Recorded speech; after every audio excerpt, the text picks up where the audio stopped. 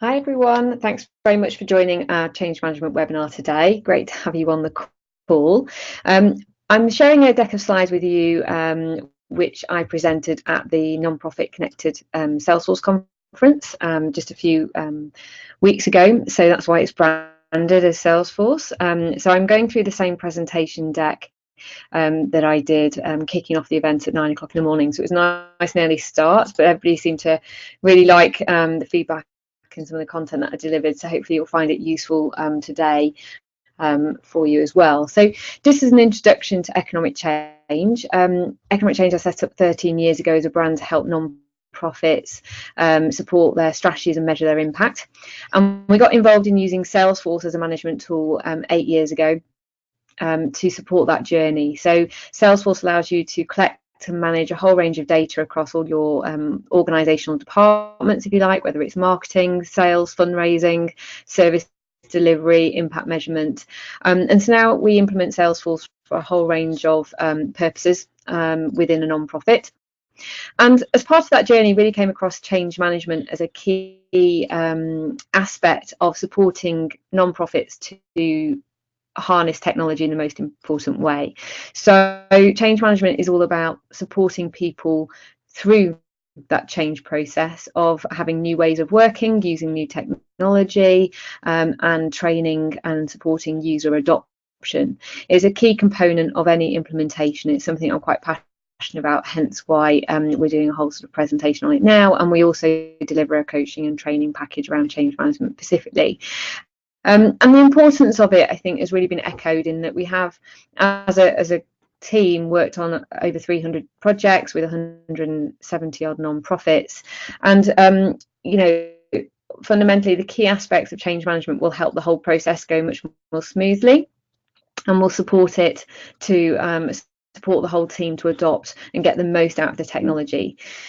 So the question I ask people is, have you ever worked somewhere where you have a CRM but it isn't used? And quite often people say, can resonate with that. And, people say, well, where is that there to blame? And everybody sort of looks around at each other and says it's the technology, or it's the consultancy, or it's the organisation, or it's the executive sponsor's fault, or the project manager. And the reality is that it's pretty hard to nail it down to one specific person, to be fair. I think, there's an effect where actually things cascade and everything can lead and compound each other. So I'll sort of move on to that really in a moment. But the reality is it's a pretty common story. There's lots of organizations that have been in this situation before. According to research, 68% of technology projects are improbable. McKinsey estimated that 70% of change programs fail to achieve their goals, in large part due to employee resistance, which really kind of brings me back to the change management piece. And a recent report by the Project Management Institute showed that 28% of projects fail due to inadequate change management. But some of the key other areas and reasons for failure that have been picked out by all of these reports is lack of executive sponsorship, poor business analysis, and lack of regard for change management disciplines, really. And they're the three sort of highest lying areas. So if we look at what might, as I say, cascade, where does this sort of go wrong? And it's not that it starts at the top and then, is a hierarchical route. The fact is that you can have different components where it goes wrong throughout the journey. But ultimately where it can go wrong is, low executive sponsorship doesn't create a good starting place really for a project. If there's low executive sponsorship, there is likely to be poorer communication throughout the organisation, or you might have a poor communication strategy even with high executive sponsorship. So those two things need to be sort of, obviously put in place and be in a better sort of situation. If you've got poor communication and low executive sponsorship, you're going to probably ultimately have low engagement in the process.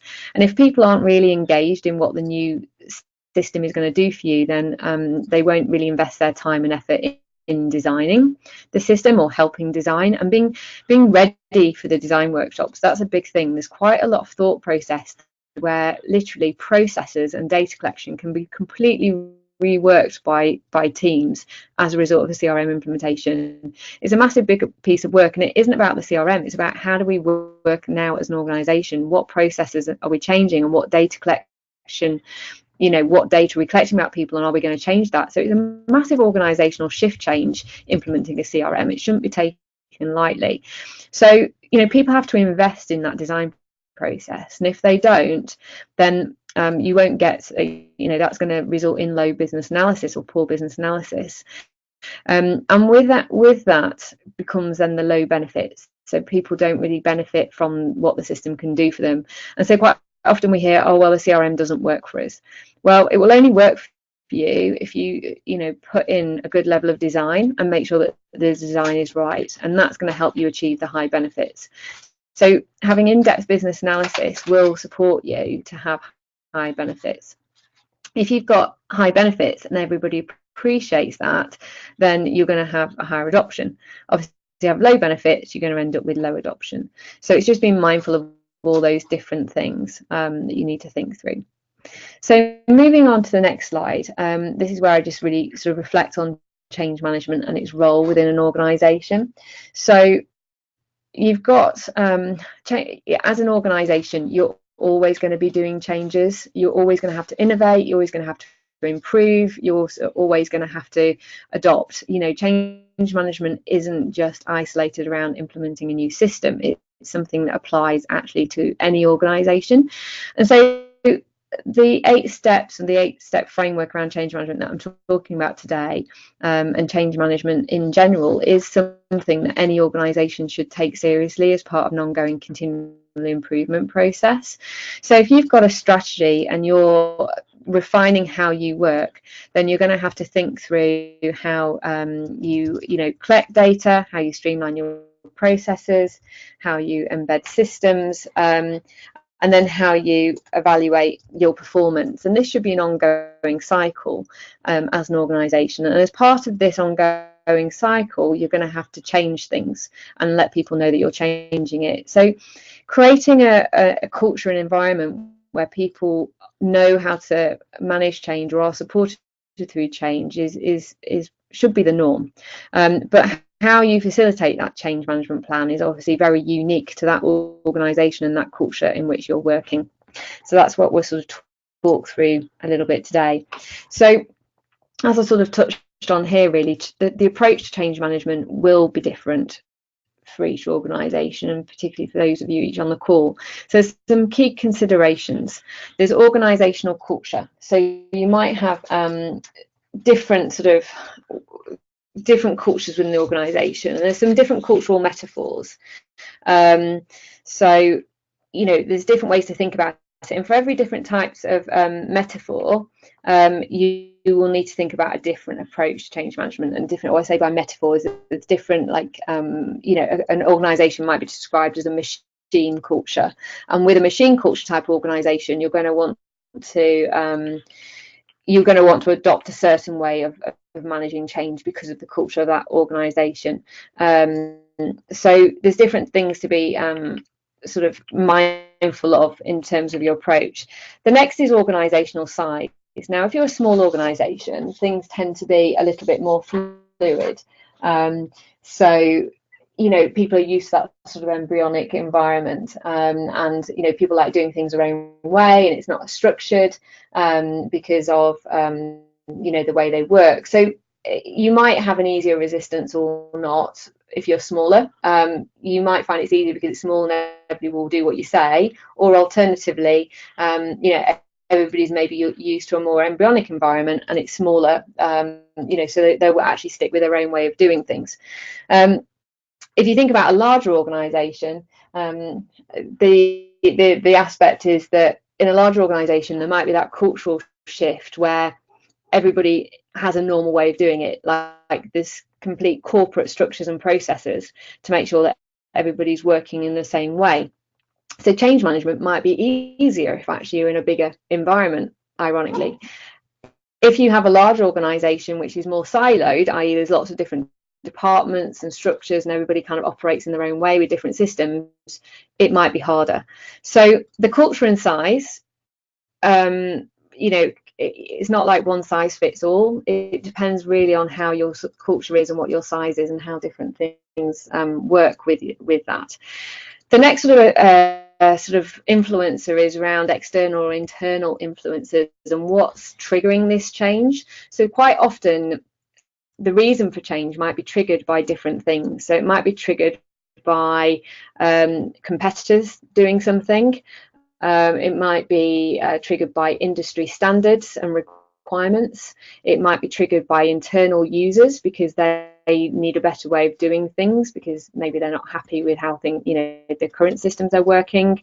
Or it might be the senior management team have said that they need to do something, they need to change because they need more management data to hand. So there's different things that will influence this, which will also influence the way that you manage change, because depending on who is the trigger of the change, whether it's external or internal, there's normally a different way then to sort of influence how you'll then sort of roll out change.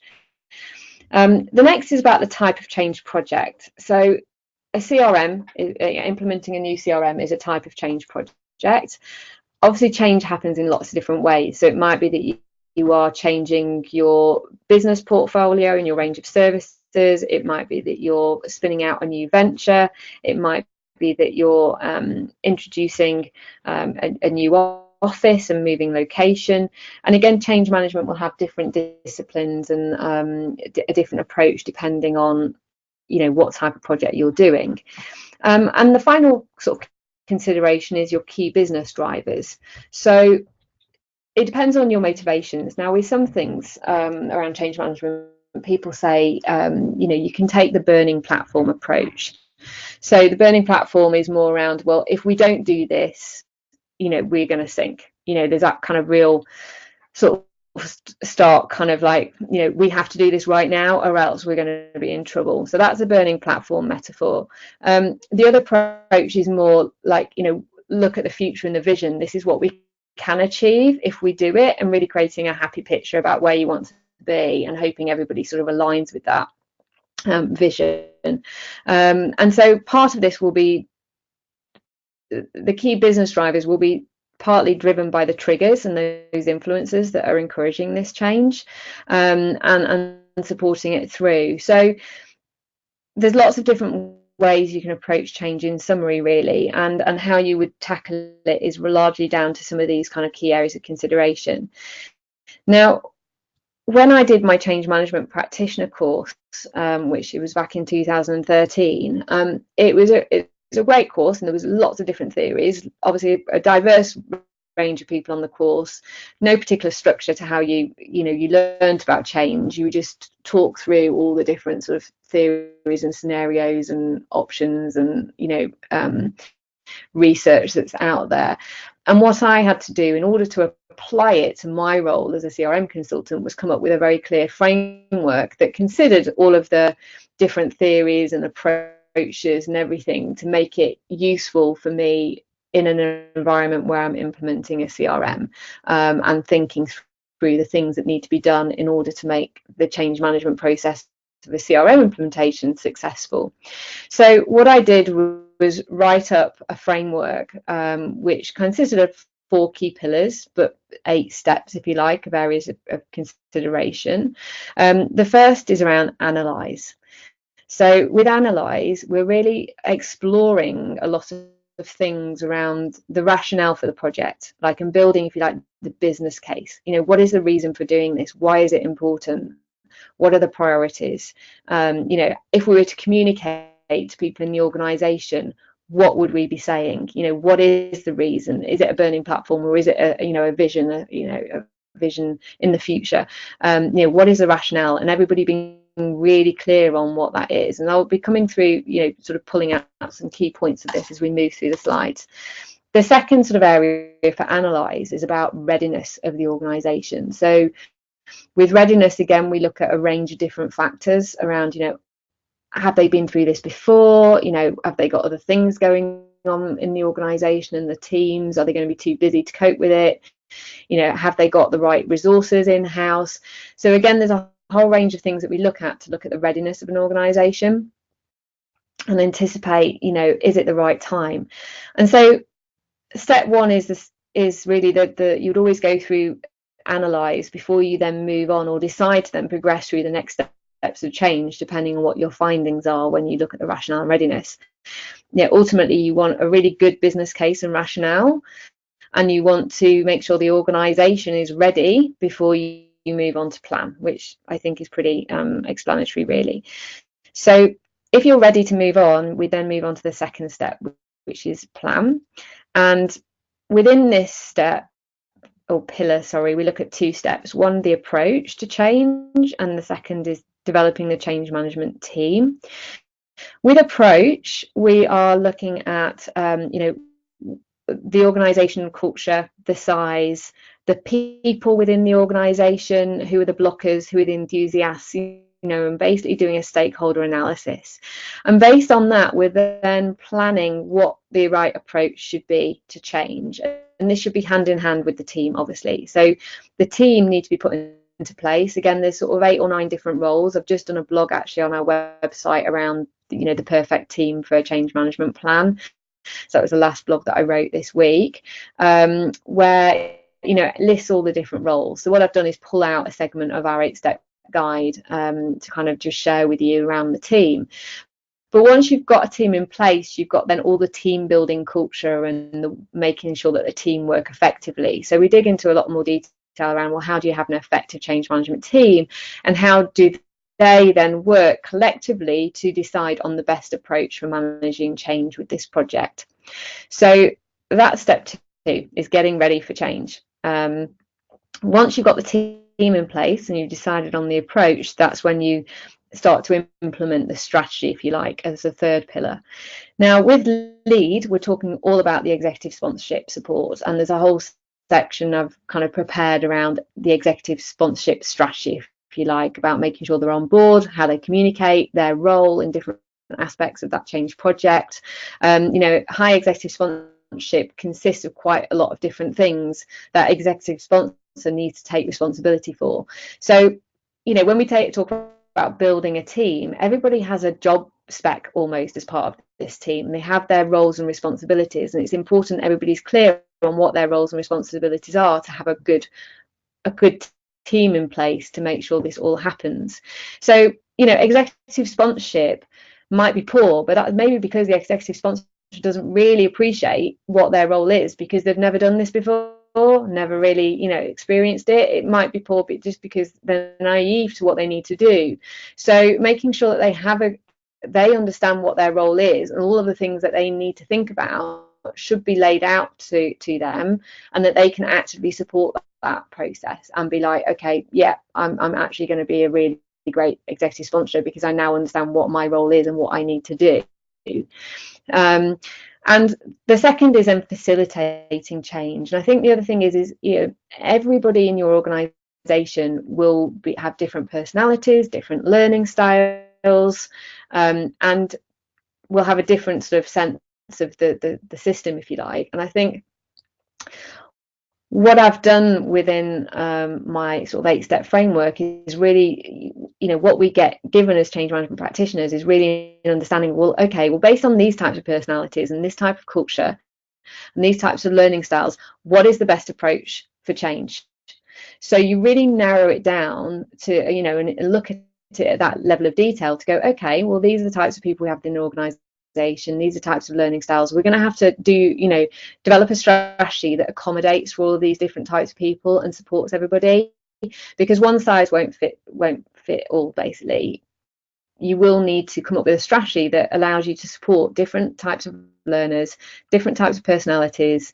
You will need to think about how you motivate people. And again, you can have an overarching, motivational strategy, but again, other people might need a different way of being motivated, particularly if you've got any blockers in the organisation.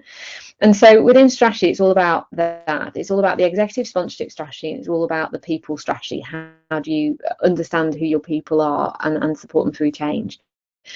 And then the final pillar is that change. You've got your strategy, you're actually embedding it, and that's where you're preparing people for change, which is more moving into sort of training and embedding and adoption, and making sure people are moving and embedding the system for the long term. And there's a series of things that we talk through to actually make sure that you've embedded use of new management processes and new business rules and having a new system in place as the norm. And there's about 20 things on that list that you need to think about to make sure and support the embedding process. So obviously I'm not covering all of the content across all these areas today, but what I'm going to do is give you a snapshot of some of the things that you would consider within each of these areas that I think are some of the key ingredients for success to think about. So if we look at Analyse to start with, I've put on here defining the vision for change. So what you want to do is be having that conversation with people to say, what is our rationale for doing this? What is our vision? What is it we want? And different people in that room will have different motivations and different business drivers, particularly if you've got a range of SMTs, and that's fine. It's just being really clear on what your measures of success are for it. So it might be about data protection, it might be about having technology to use out in the field, it might be helping you with your funding, it might be about measuring your impact better, it might be about having happier customers, or it might be about more effective team working. Literally the vision for change is normally driven by some pain points in the organization, and also maybe some benefits that people want to achieve that aren't in place yet. So it's about creating that collective vision. So there's three sort of key things that I'm pulling out here really for you. One is to prepare the business case. So make sure you've got clear rationale, practicalities, and have a clear view of the benefits for all involved. And so, the executive sponsor is responsible for communicating this business case down to everybody in the organisation and being clear about, well, this is what success looks like, and this success has been defined by, this group of people in the organisation, and we want to make sure that it has benefits for all of the team involved. With that comes the second point really is, when you're preparing the business case, can you elicit and prioritize and align the benefits by looking at, what benefits people will achieve as individuals, as part of a team, as part of then the overarching organization. So you might just look at the business drivers and benefits from a senior management team, which is one way to do it and might be the right way for the culture of your organization. If you're more of an organisation that gets more involved with the grassroots or supports other, sort of is more collaborative organisation, which is another type of organisational culture, you might want to actually have a chat with different teams, different individuals, and say, what are your pain points right now? What could new technology do for you? What's on your wish list? And that might help all feed into your business case. So you might start having a conversation at different levels of the team sector if that feels right for your organisation. And the third point again builds on these points about having conversations with different teams will allow you to future-proof the design of the system. Quite often when we go into an organisation, the person we're talking to is part of one department, whether it's fundraising or volunteering or marketing.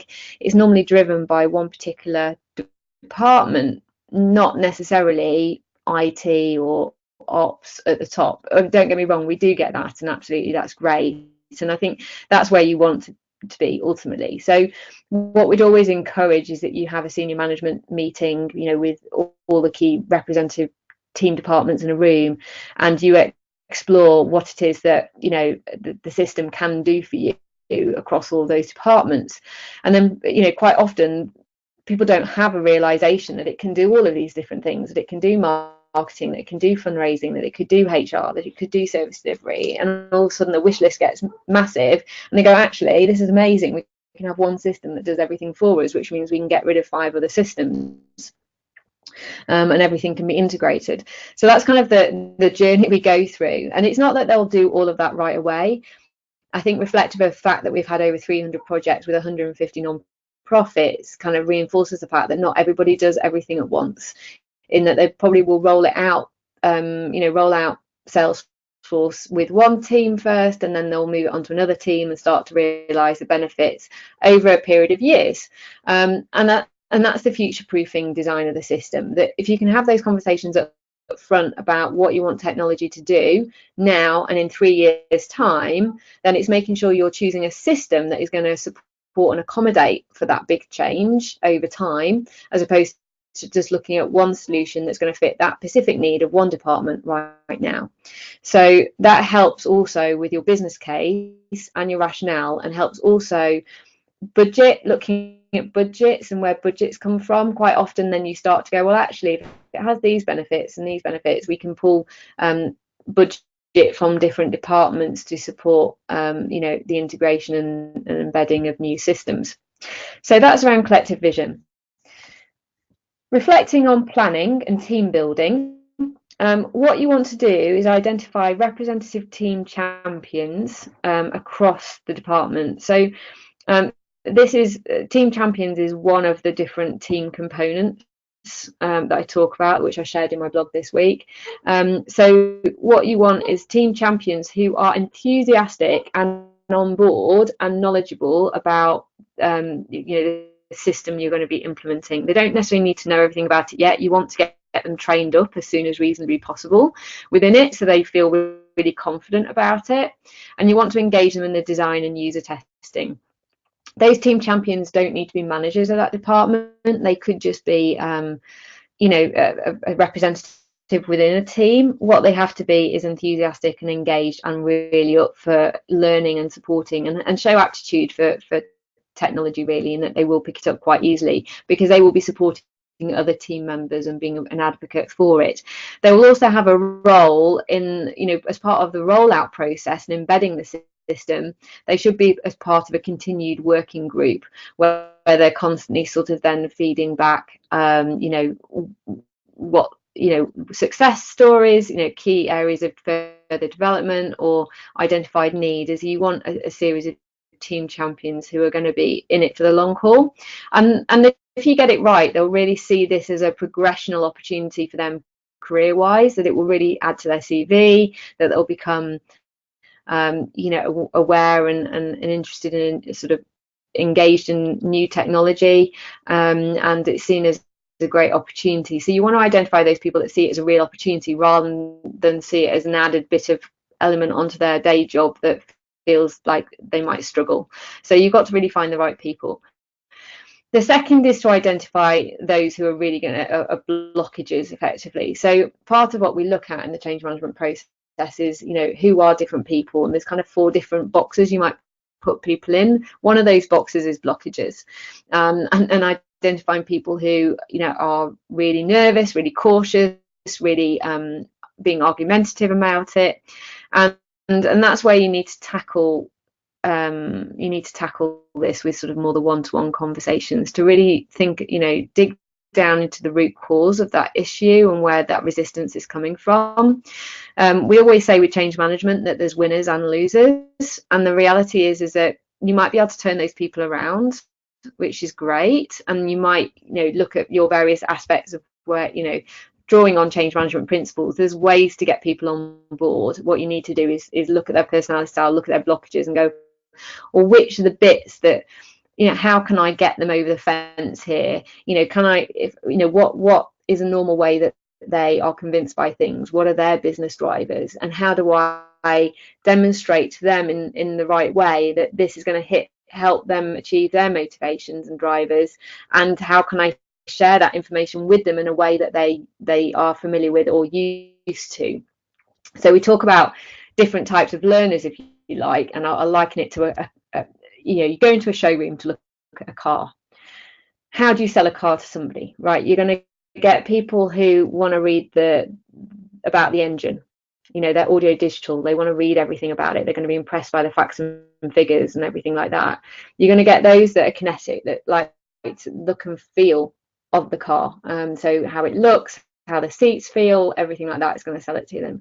You're going to get those that are audio, so they hear things. So pretty much with that, it's about if I liken it to a system, if you like, with the look and feel, they're going to have a play with the system and get a feel for it. Do they like the interface?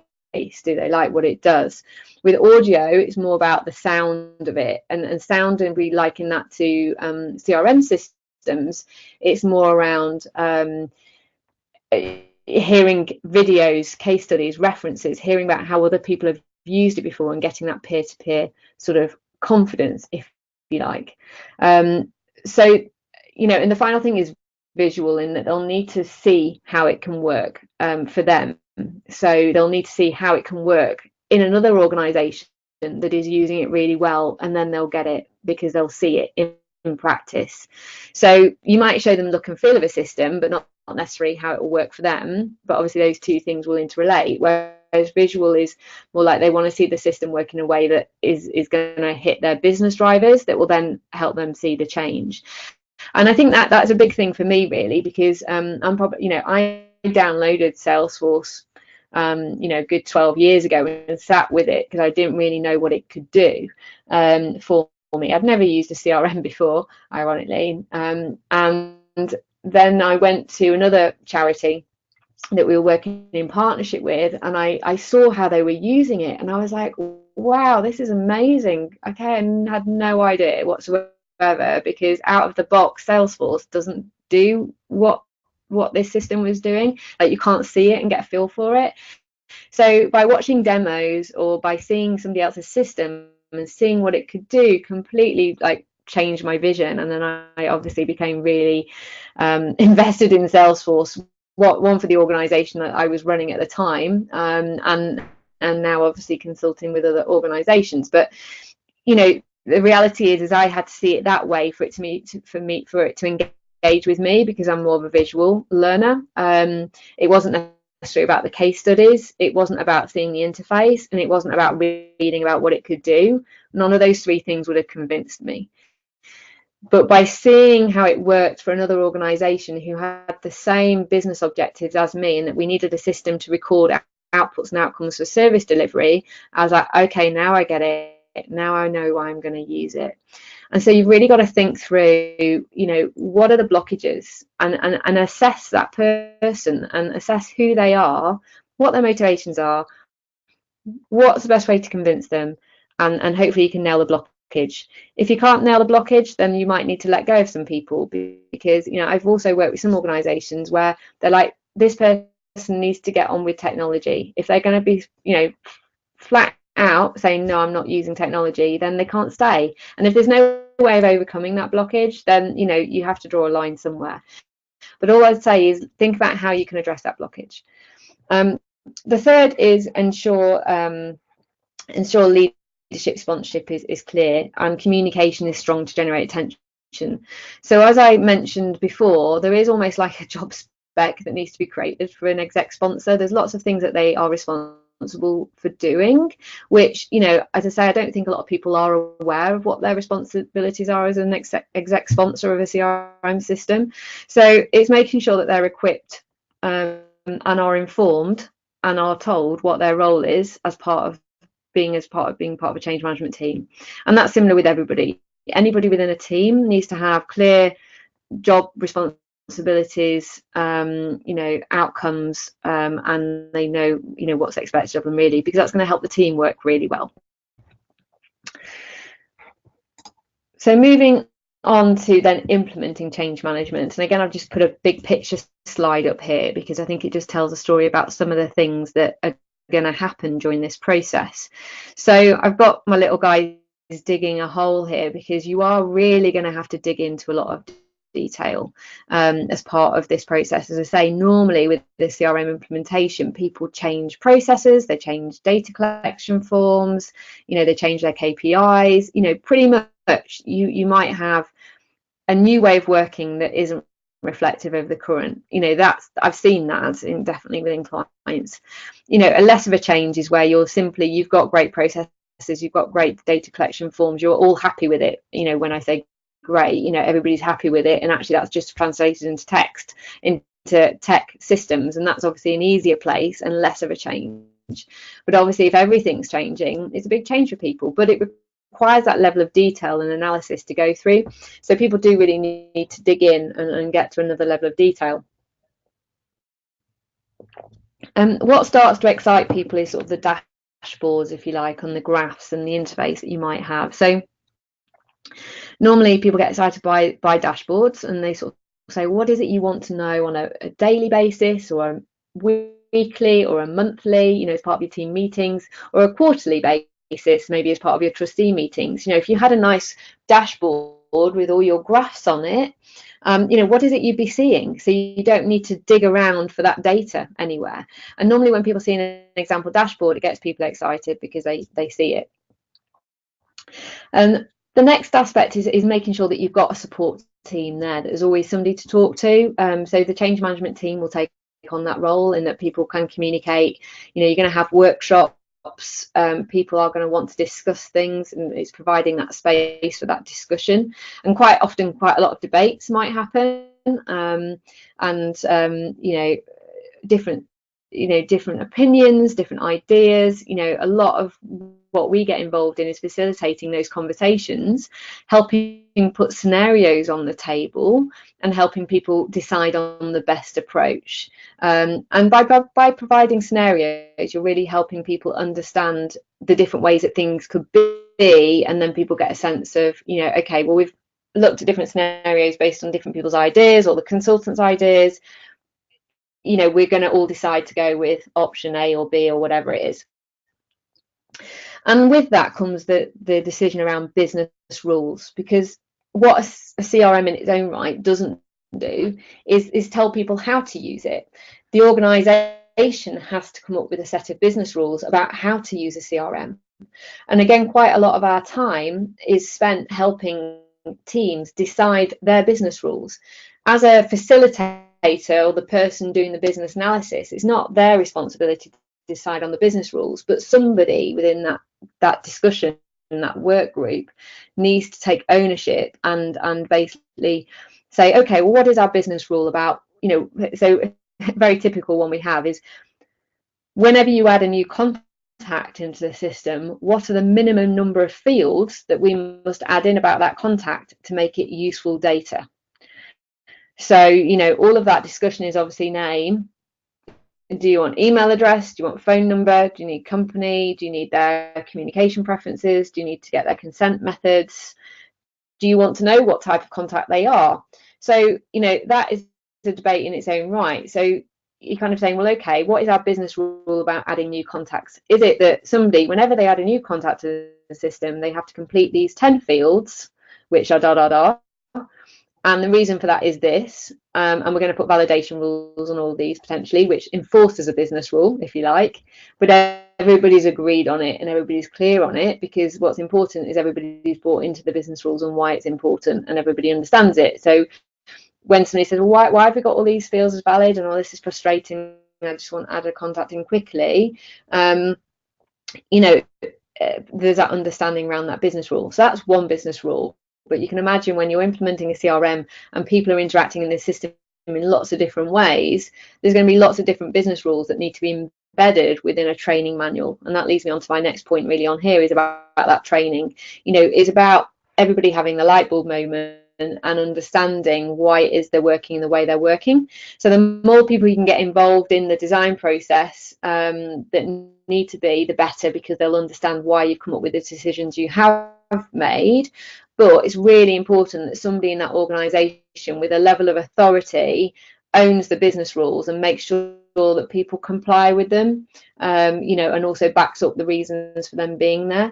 So what we'd always encourage on any project that we work on is that, you know, as external consultants coming in, and from my point of view, is I want the same person from that organisation in every single workshop that we're doing who owns then the business rules that have been decided, because, you know, yes, there needs to be departmental managers, but also if there's that conversation between different departments about, well, why is, you know, this department are only really interested in 3 contact fields being completed, but this other department's, you know, insistent that 12 fields are completed on contact, is that somehow you've got to align those 2 departments on what is a minimum criteria for adding a contact to the system, and that somebody's going to negotiate that and own it, and that's sort of done. So all of these things to sort of think about. So reflecting on strategy, And here I've just really pulled out about communication as a key sort of thread to kind of reflect on in this webinar.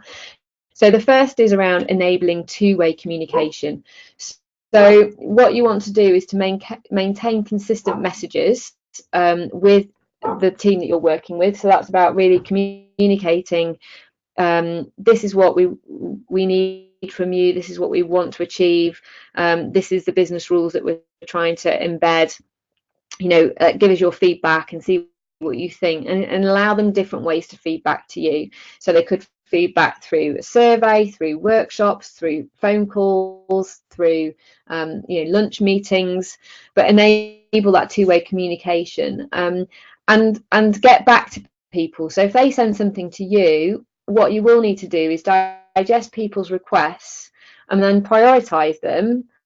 And if they aren't going to take place for some reason, communicate why that thing might not take place right now, why it isn't a priority, just so they understand it, rather than feel like they've not been listened to or something, that it's been acknowledged and actually it's been prioritized maybe for next year, or actually it won't have because for whatever reason.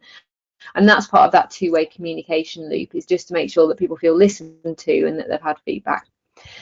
The second is reflective of what I talked about with the car showroom a little bit, is making sure that support and training is delivered in different ways and formats to lend itself to different personality types and learning styles.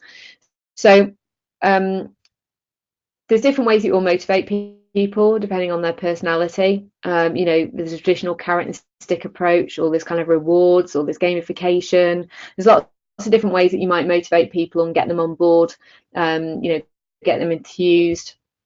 Or you might deliver training in different ways, whether it's through paper manuals or through videos or through audio. Again, you'll kind of need to think through different ways of doing things to suit your audiences. So coming up with a support and training strategy to lend itself to these different areas is important. And the third is look at communicating changes in 3 different ways to the same audiences. And the reason for this is the most common term is that in order to sell to somebody, normally they need to hear your name 3 times from different places in order for them to suddenly go, oh yeah, and then they might buy from you.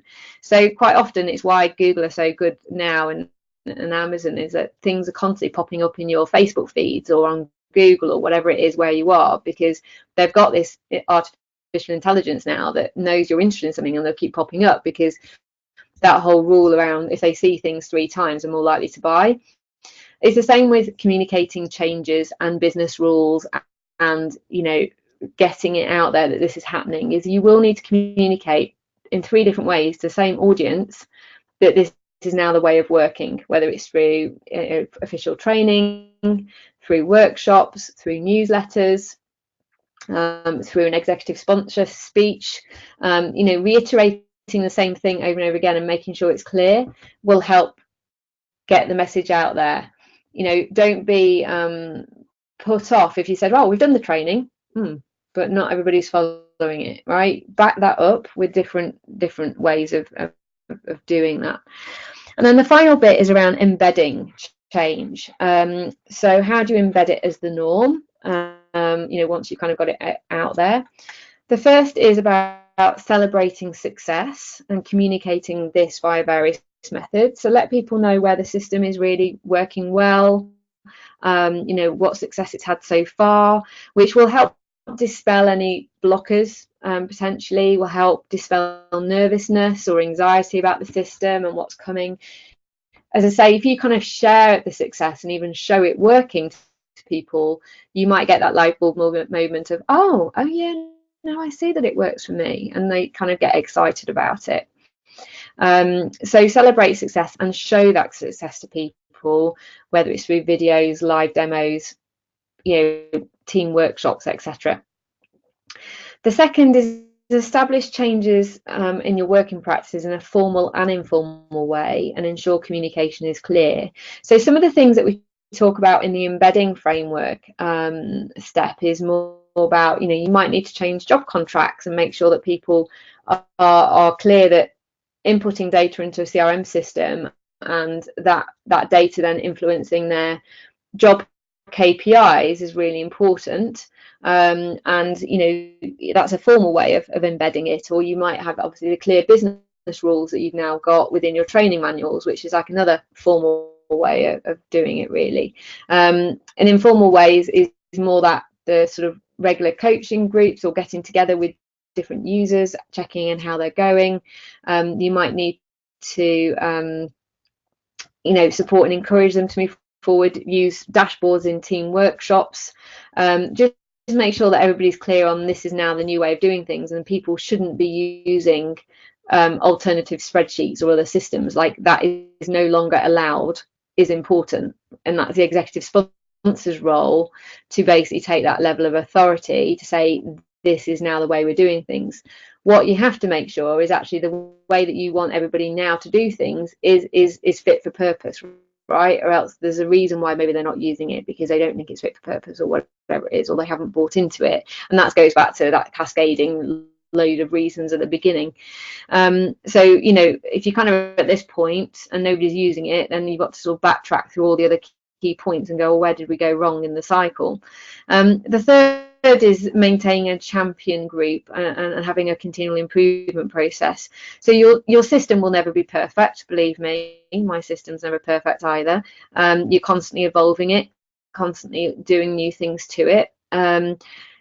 You're always going to have, every day new things will be required, or something might not work for whatever reason it is, or somebody will want something different. So you need to have a support team in place who can listen and respond. You need a proper way for people to request support or put forward ideas, and to then be able to respond to that properly, and keep a log of it.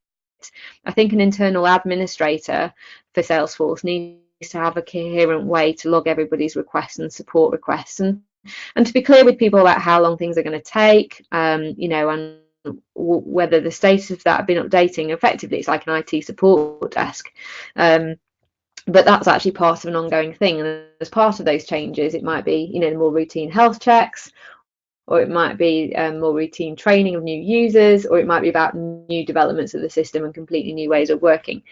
Whichever way it is, you're going to have a continual improvement process which addresses all those different things. So there's lots of things we think about with embedding, and these are just obviously some of the areas that we've sort of talked about. So if you can apply sort of change management principles, what you should have in place by the end of it, all being well, is high executive sponsorship, good communication, high level of engagement, good design, high benefits, and good adoption. Like, all of those will accumulate to everybody using the system, and making sure that the ingredients are right at each stage is really important.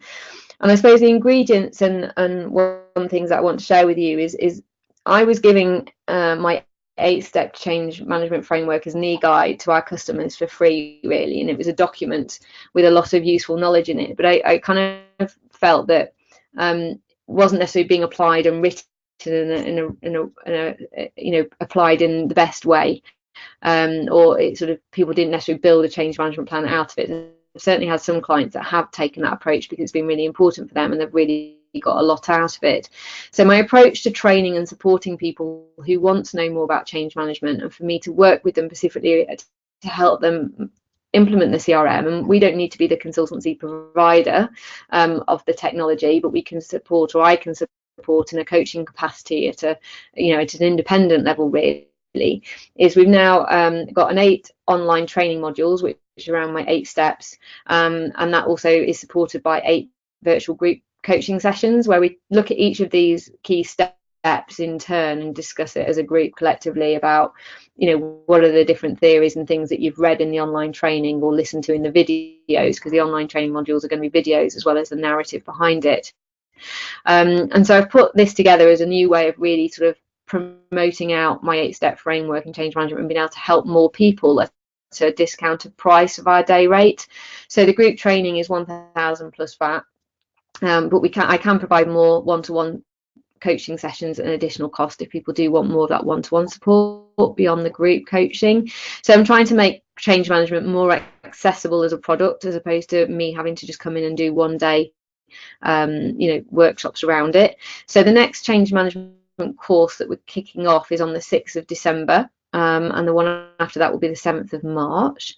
Obviously what I'd want you to achieve is a much more detailed understanding around change management and having a change management plan. So what we'd expect you to prepare as part of this is a strategy to help you with high exec sponsorship, good communication, high engagement, good design, and high benefits and good adoption. So all of those sort of key things that we've talked through on this course.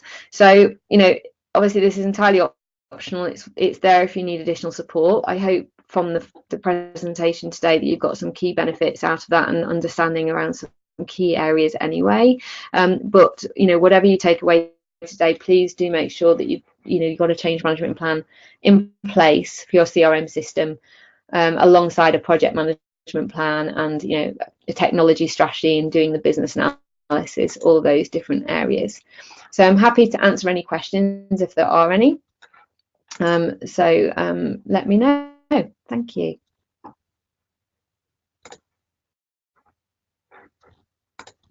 you want to write the questions in the panel at the bottom, I'd be happy to answer any.